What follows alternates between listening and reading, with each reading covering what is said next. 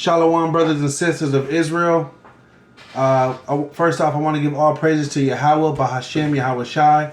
That is the Heavenly Father and His Son, our Savior, Jesus Christ. I am Yakana, and this here is Rakwai. Shalom. We are bringing to you the lesson titled The Shabbat and Its Holiness.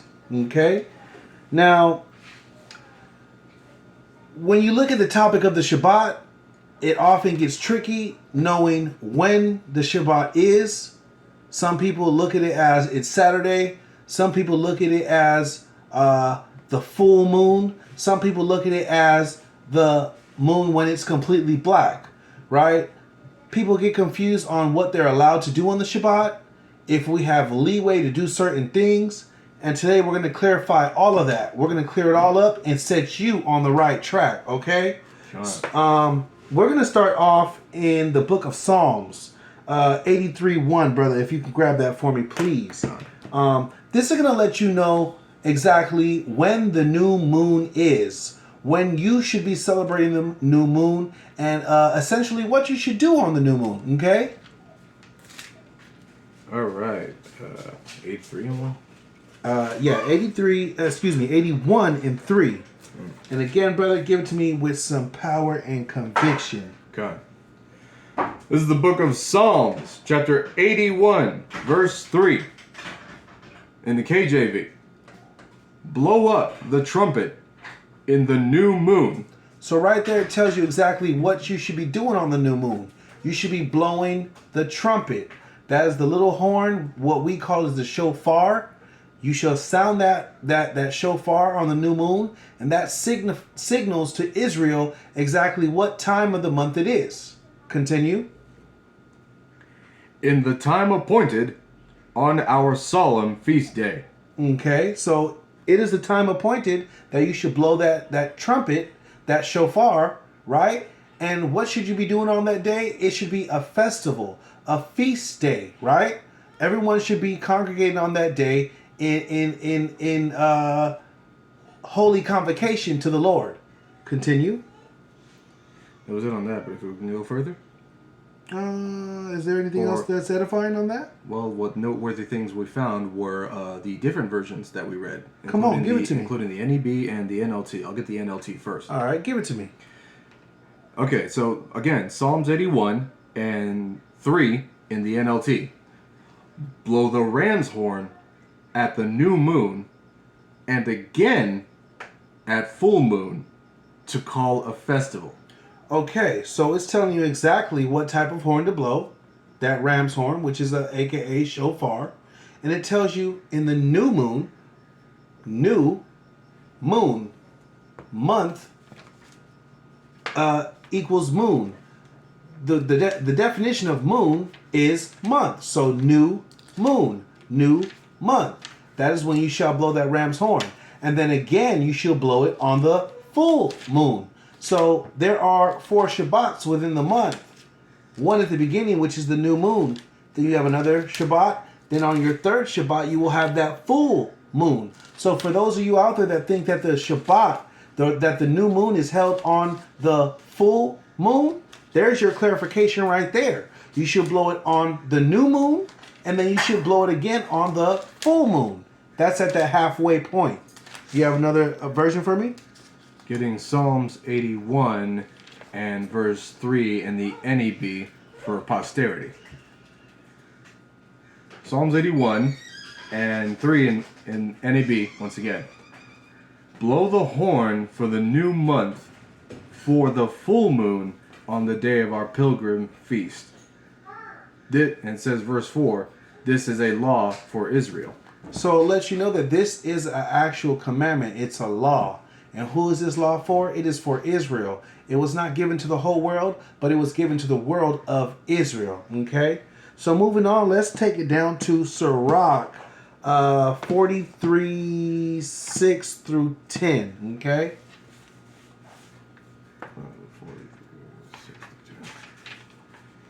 All right, we got the book of Ecclesiasticus, chapter 43, verse 6 through 10. He made the moon also to serve in her season for a declaration of times. So who is the He? The He is the Most High, right? And what did He make this moon for? It's to serve as a declaration of seasons and times, right? It lets you know what time of the month it is. When you get that black moon, which is the new moon, that lets you know it is a new month, right? It gives you a new time, okay? And it's pretty clear. That is what the moon serves for a declaration of the seasons and the times, okay? Moving on, we're going to go to Leviticus 23:32. It's also going to let you know exactly what you should be doing on this Shabbat.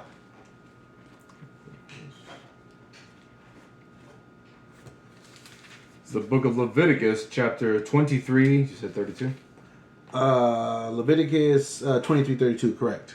Leviticus 23:32 in the KJV. It shall be unto you a Sabbath of rest, Right? and ye shall afflict your souls in the 9th day of the month at even, from even unto even. Stop. So this Shabbat is held not from morning to morning, but from even to even. So from sundown to sundown. Your next day starts when the sun goes down. Okay? And it ends the following day when the sun goes down. So from evening to evening is your Shabbats. Continue. Shall ye celebrate your Sabbath. Let you know right there. From evening to evening, you're going to celebrate your Sabbaths, your Shabbats, okay? These are the days that you will rest, that the Lord has deemed fit for you to rest, okay? Is that it on that? I could continue probably two or three more verses. Come on. All right, verse 33. And the Lord spake unto Moses, saying, Speak unto the children of Israel. So again, he's talking to the children of Israel, not to everybody, not to every nation on this planet, but to the Israelites. Continue. Saying, The 15th day of his 7th month shall be the feast of tabernacles. So again, that goes into a feast day. We're going to stick solely and strictly to the Shabbat so that we don't confuse anybody. Okay? But thank you for the edification, brother. Let's move now to the book of Leviticus 23:3. 23 and 3. Book of Leviticus 23 and 3 in the KJV. 6 days shall work be done. So these are the days of your week, right? You have 7 days in your week total, but in 6 days shall you do your work. The Most High is letting you know. He's giving you specific instructions on what you can do. Continue. But the 7th day is the Sabbath of rest. This is a special day. You have 6 days in which you can do all your work, but on this 7th day, he specified and sanctified this day for your day of rest. He didn't say if your job says you have to, then you have to. He didn't say because you missed work on the 6th day or you missed work on the 2nd day that you can fill it in with the Shabbat. No, he said that this is the day that was sanctified for rest. It is a command, right? Continue. And holy convocation. So not only is this a day of rest, it's a separate day, because holy means separate, day of convocation. What is the definition of the word convocation? If you can grab it for me, brother, real quick. Convocation. Noun. A large, formal assembly of people. So this is an assembly of people.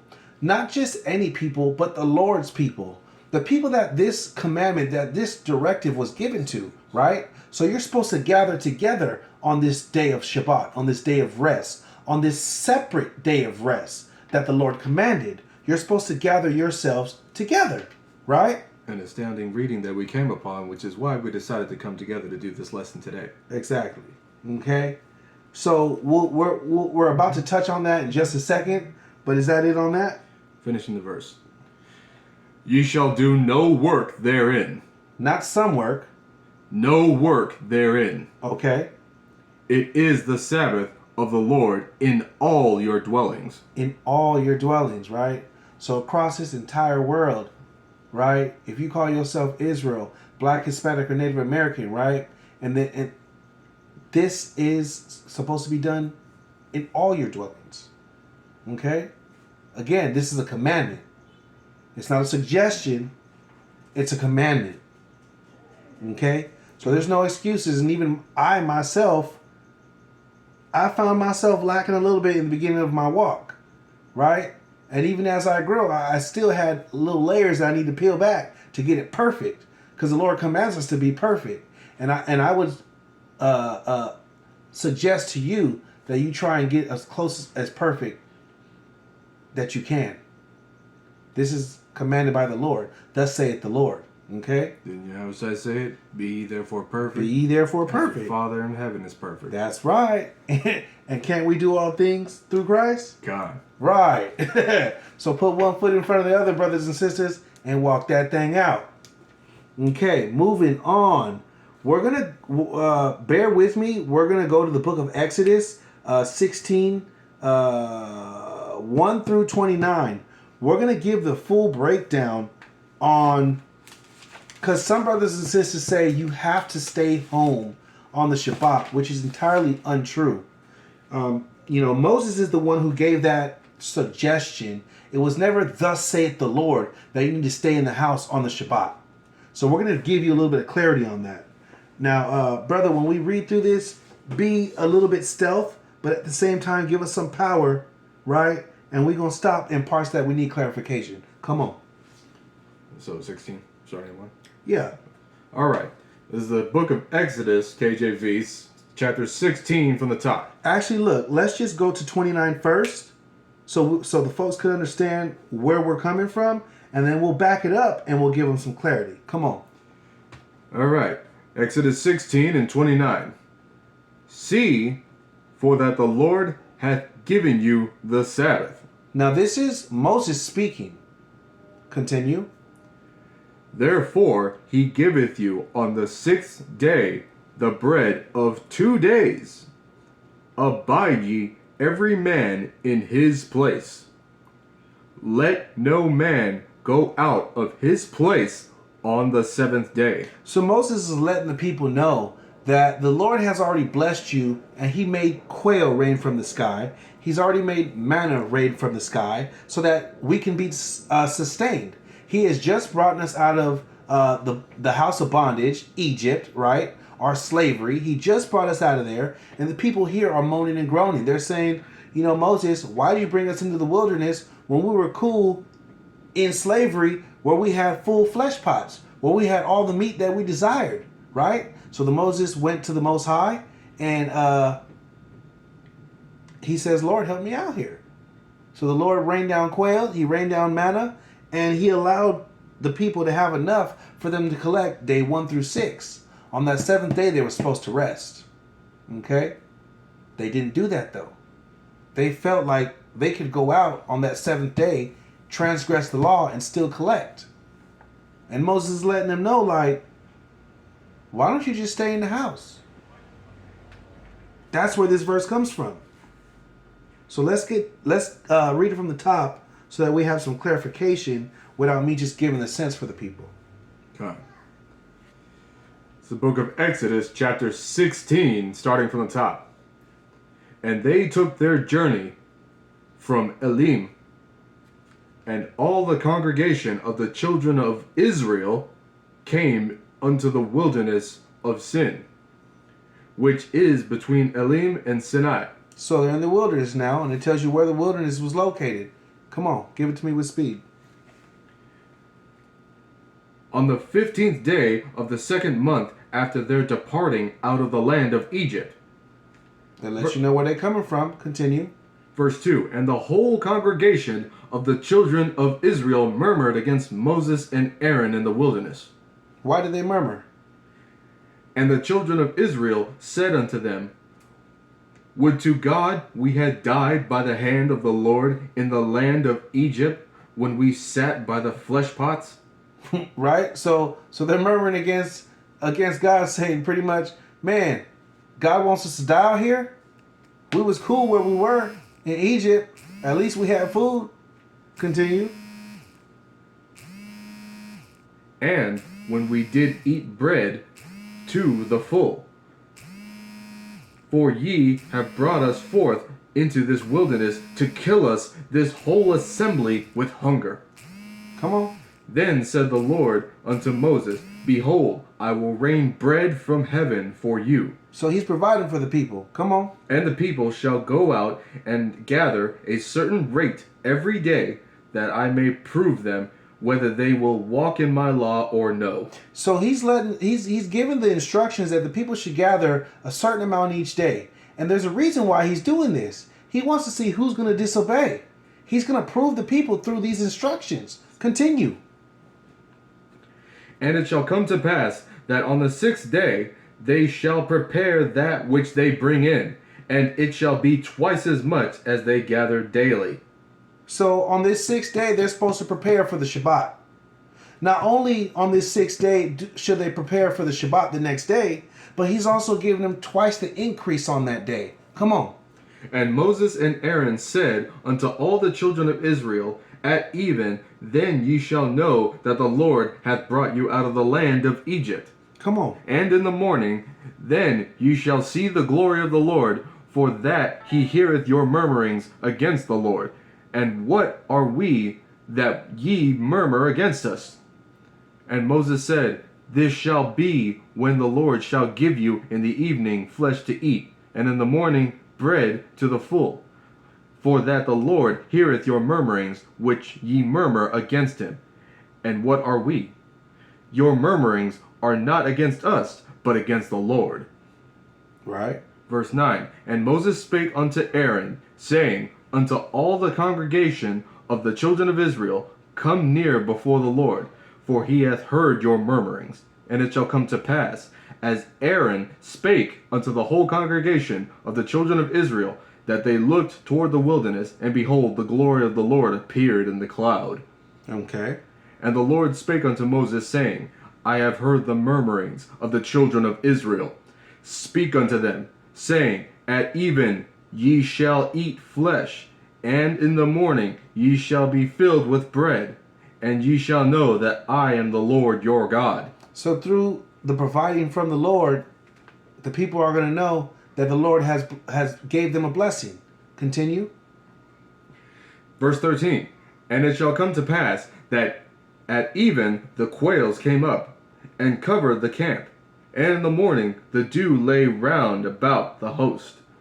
And when the dew that lay was gone up, behold, upon the face of the wilderness there lay a small round thing, as small as the hoarfrost on the ground. And when the children of Israel saw it, they said one to another, It is manna. For they wist not what it was.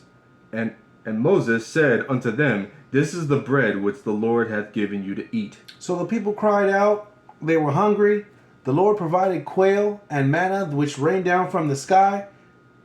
This is a miracle, guys. He heard our cries, and he answered our cry.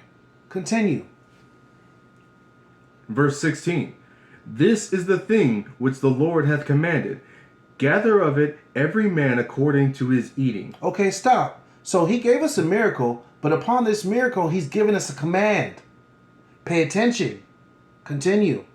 An omer for every man, according to the number of your persons. So he said the exact amount, instructions on how much we were supposed to collect.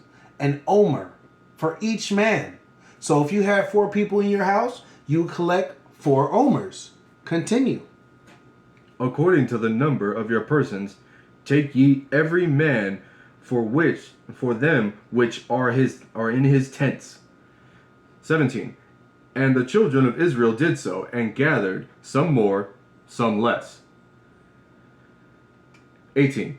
And when they did meet with it, with an omer, he that gathered much had nothing over, and he that gathered little had no lack. So no matter the valiantness of each man, no matter his strength or weakness, they still gathered. And even if I didn't gather as much as he did, I still didn't lack. That's how magnificent the Most High was. And even though he might have gathered more than me, he still didn't lack. Right? How magnificent and how much love and how perfect is the Most High in his doings. And he didn't have too much either. Right? And he didn't have too much, and I didn't have too little. Continue. They gathered every man according to his eating. 19. And Moses said, let no man leave of it till the morning. So here's another directive. You should eat everything that you gathered that day and don't leave it till the next day. Why? 20. Notwithstanding, they hearkened not unto Moses. So they didn't listen. They didn't understand and they didn't listen. Continue. But some of them left of it until the morning, and it bred worms and stank. So they didn't understand or listen, and by not understanding, they transgressed the instructions. In doing so, this food went to rot. Come on. And Moses was wroth with them. 21. And they gathered it every morning, every man according to his eating, and when the sun waxed hot, it melted. So everybody gathered according to their eating, according to what they needed, right? And when that sun rose, whatever they didn't eat, either it had rotted, and or the stuff that was left out, it disappeared. Come on. And it came to pass that on the 6th day they gathered twice as much bread. So now this is the day before the Shabbat. They gathered twice as much as they were supposed to. Come on. 2 omers for 1 man. And all the rulers of the congregation came and told Moses. And he said unto them, that this is that which the Lord hath said. Tomorrow is the rest of the holy Sabbath unto the Lord. So now this is not Moses speaking his will. He's speaking the will of the Most High. And he's reminding the people tomorrow's the Shabbat. Come on. Bake that which ye will. Bake today. And seethe that ye will seethe. So this is where we get the practice of preparing before the Shabbat. Cooking before the Shabbat comes, right? Baking and boiling what you need to do before the Shabbat comes. That comes into filling your car up with gas. Or buying those movie tickets that you need to buy before the Shabbat comes. So that you don't have the Shabbat and go, I need to spend on that day. You shall not be tempted to transgress the Shabbat. Come on. And that which remaineth over lay up for you to be kept until the morning. And they laid it up till the morning, as Moses bade, and it did not stink, neither was there any worm therein. So on this day, the extra stuff that they laid up, it did not rotten, it did not stink, it did not have maggots. And the reason why it didn't is because this is the day that the Most High sanctified for you to have plenty, for you to have that extra. Any other day that the people laid up extra for themselves, it disappeared. And as bade and commanded, it was prepped and cooked. Right? Following instructions. Following the instructions of the Most High, these people had more, had what they need or needed. Isn't that a wild thing? Because that's such a small part of Deuteronomy 28:1 and then 28:15. Okay. You do this, you're going to get all this. Right. You go off, you don't do what I say, it's going to go bad. Right. Just like that manna. Right. Over and over and over again, we have demonstrations of the blessings and the curses from the Most High. And just in this small little story, there are blessings and there are curses. But continue, brother. Verse 25. And Moses said, eat that today, for today is a Sabbath unto the Lord. Today ye shall not find it in the field. So Moses let them know prehand, you're not going to find anything in the field. That translates to today, us preparing for the Shabbat and not having to go out on the Shabbat and find work or prepare for ourselves. Because in doing so, we transgress the law. Okay? It's that simple. Come on. You shall not find it in the field. Verse 26. 6 days ye shall gather it, but on the 7th day, which is on the Sabbath, the Shabbat, in it there shall be none. And it came to pass that there went out some of the people on the 7th day for to gather, and they found none. So the Most High, already known that some people are going to disobey, made the manna disappear, made that quail that he provided disappear. Why did he do so? Because he already know that someone was going to transgress. He already know that we are stiff-necked people, and from the beginning he had set out to see who was going to transgress the law. So automatically he made it on that 7th day for it to disappear. You ain't gonna find it, bruh. You're not gonna find it. It's such a small example of the bigger picture. He gave them warning. Right. Moses gave him warning. And he did not heed. Come on. Verse 28. And the Lord said unto Moses, How long refuse ye to keep my commandments and my laws? So this is the Most High being pissed off with Moses and reprimanding him, saying like, look, dude, I blessed y'all. I gave you a commandment and instructions to follow the commandment. How long are you not going to follow my instructions? How long are you just going to go against me? Continue. Verse 29. See, for that the Lord hath given you the Sabbath. Therefore he giveth you on the 6th day the bread of 2 days. Right? Abide ye every man in his place. So now Moses is coming back from being chastised from the Most High. And he's like, look, the Lord has provided for y'all. He blessed y'all. He even gave you double to prepare on the 6th day. He not only blessed, but he gave extra on the 6th day for that 7th day. And the people still found a way to creep out and disobey the law. Right? So Moses here gives a suggestion. This is where that let every man stay in his house. This is that suggestion. And it wasn't thus saith the Lord. This was a suggestion from Moses after being yelled at by God. Come on. Just trying to, because we say that it's like a suggestion. So there's let verb, not prevent or forbid, allow, use it in the imperative to formulate various expressions. So at the beginning of the verse it says let. This is the definition of let. Okay? So it's a suggestion. Continue.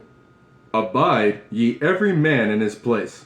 Let no man go out of his place on the 7th day. There it is right there. So you don't have to stay in your house on the Shabbat. But as a suggestion, if you are weak, you should stay in your house. That way you're not tempted to transgress the law, to disobey the Most High. Because in doing so, it is said that you will receive death. Okay? Let's get that. What the numbers reference? I believe it's numbers... It was numbers 15 that I found the execution. Okay, come on.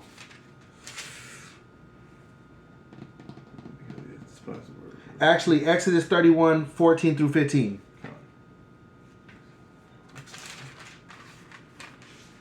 It's the book of Exodus, chapter 31, verse 14 through 15. Ye shall keep the Sabbath, therefore, for it is holy unto you.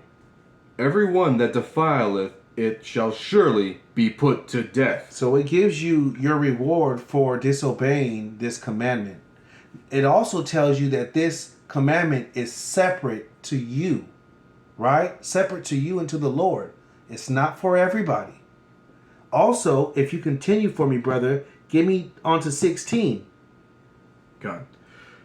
For whosoever doeth any work therein, that soul shall be cut off from among his people. 6 days may work be done, but in the 7th it is the Sabbath of rest, holy to the Lord. Whosoever doeth any work in the Sabbath day, he shall surely be put to death. Verse 16. Wherefore the children of Israel shall keep the Sabbath, to observe the Sabbath throughout their generations, for a perpetual covenant. So this is a contract, a perpetual contract. Contract meaning covenant, right? And this is for our people forever. I forgot what movie that was. I think it was The Goonies, where dude was like forever. Perpetual. This is that same thing. Perpetual, forever, endless, never ending. right? Never ending. Ceasing, We never shall stopping. keep the Shabbat without ceasing for forever. And this is a directive from the Most High, our Father, our parent, right? Let me just give you guys one or two more, and then we'll let you go. Exodus 35:3. God. This is the book of Exodus, chapter 35, verse 3. Ye shall kindle no fire throughout your habitations upon the Sabbath day. Give me the definition of habitation. So it's letting you know here that you should not kindle any fire, right? So that goes into air fryer, oven, barbecue, coffee maker, stove, heater, anything of that nature where you have actual combustion. Microwave is the one exception. You know, that little sorcery thing right there. The microwave is the one exception because it does not actually cook, but it heats. Come on. So, H4186, Moshrab, masculine noun. Seat, assembly, dwelling place, dwelling, dwellers, seat, seating, those sitting. Sitting, company, or assembly. The list goes on. Situation, location. You want to show them? This also includes the assembly when we assemble to honor the Most High on the Shabbat. We shall not be burning any fires as well. In that holy convocation. Whether it's in your house or out of your house. Okay? One more.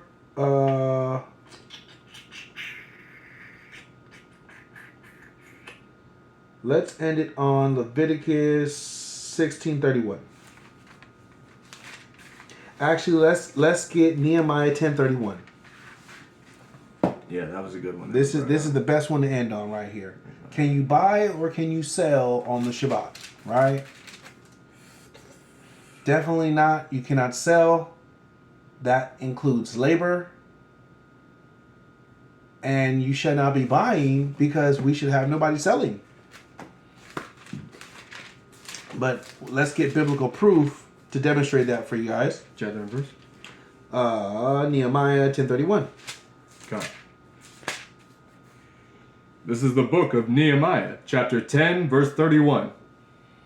And if the people of the land bring ware or any victuals on the Sabbath day to sell. So it's telling you the people of the land, if they bring any ware or victuals, so ware would go into, the definition of ware would go into anything like a pot, pottery, anything that you can make, trinkets, anything that you can make and sell. That would be ware, right? Like Tupperware, like cooking ware. You know, these are objects, these are things, right? And then victuals will go into the definition of anything like food, grains, animal feed, anything of that nature. So any ware or victuals that the people of the land bring to sell, you shall not buy of them, right? These people that were bringing these things to sell in the first place were already going off because they should be honoring the Most High and sticking to that Shabbat day. So no, you cannot buy or sell. You shall not kindle any fires. You shall prepare before the Shabbat. No, you cannot go buy gas so that you can attend the feast. No. All these things you should do on the sixth day. Thus saith the Lord, as commanded by the Lord. And with that, folks, we yield. We appreciate you tuning in. Please like, subscribe, share this video with someone who you think it might bless and edify. With that, we say, Shalom. Shalom.